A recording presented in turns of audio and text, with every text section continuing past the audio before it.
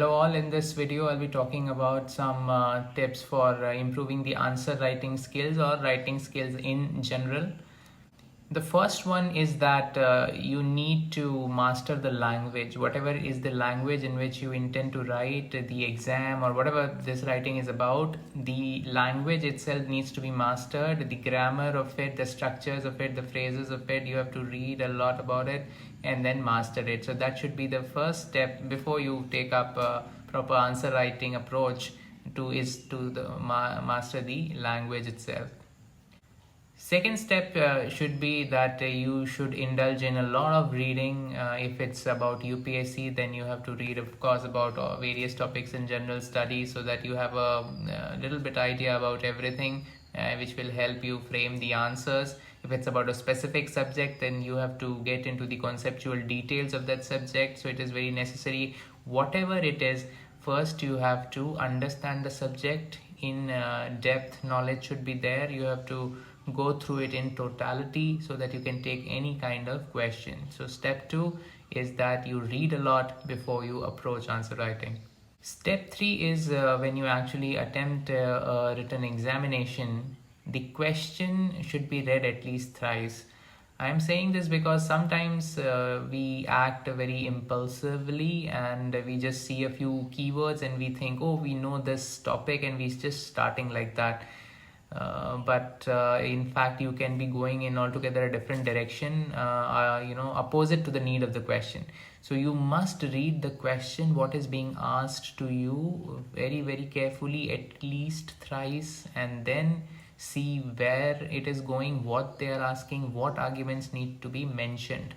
Do not just start writing. First think. Majority of the time should be spent in thinking, and then when you have a structure in your mind, then you should start your writing. Step number 4 is very related to the last point. We have to be very, very precise and to the point in our answers, because especially when it comes to UPSC, the time is also very less, so you have to be very, very to the point in the approach. Use the enumeration approach rather than going to the prose approach. And then you should, whatever points you know or recollect, you should straightforward go ahead and write them rather than beating about around the bush. So this is what everyone must do in all these written examinations these days. There's always a paucity of time. You have to be very sharp and very fast and very effective, efficient. So if you just write around the whole idea, it will take a lot of time. So you have to be to the point in your approach in writing.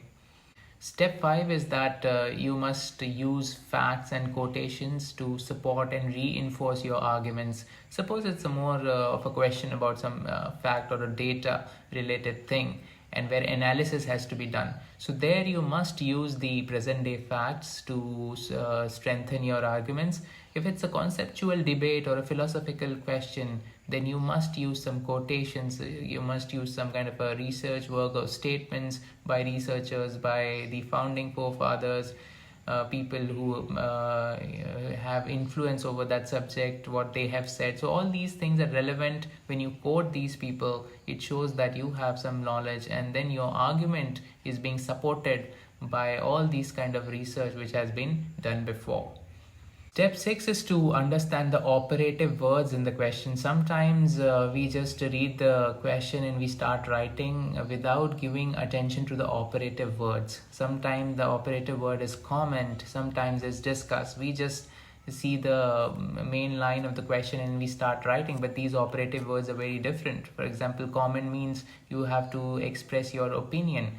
Discuss means you have to present the both sides of the coin, the pros or the cons, the plus and the minuses, all these things. So these two operative words are very different from each other. For another example is examine and critically examine. These are very different from each other. So you have to pay heed to the operative word, what is being asked, whether it is elaborate or elucidate or enumerate. There are subtle differences in all these operative words, and I'm sure if you research about it, you will get to know. So these operative words have to be well understood before attempting a question. Step number 7 is that the approach for short answers, very short answers and long answers have to be very, very different. because of the time constraints. If it's a 10 marker, the approach is different.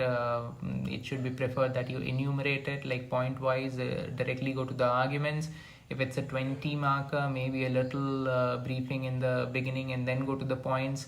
If it's a 60 marker, an essay like approach has to be adopted in this case. So it depends on the time you have, the arguments you can present, and the overall context of the problem and the marks allotted to it. So all these things matter on how you approach the question and the style of answer writing. Step 8 is to make your handwriting legible. Many people feel that, my handwriting is not that good, that is why I don't get marks. I need to learn cursive writing, I need to learn how to decorate it and how to highlight it. All these things are not at all required. What you write, the content of it is important, and not the structuring and the style of writing is not important. The only thing important is that it should be perfectly legible. It should be easy to the eye, because the invigilator or examiner who will read it, if it's not easy to the eyes, it is difficult to read long answers. So it should be perfectly legible, it should be easy to the eye, and that's all what is required with respect to the handwriting. And the last step, I always say this, step number 9 would be to write something every day. It can be your daily diary, it can be your blog, it can be your one answer every day, it can be anything.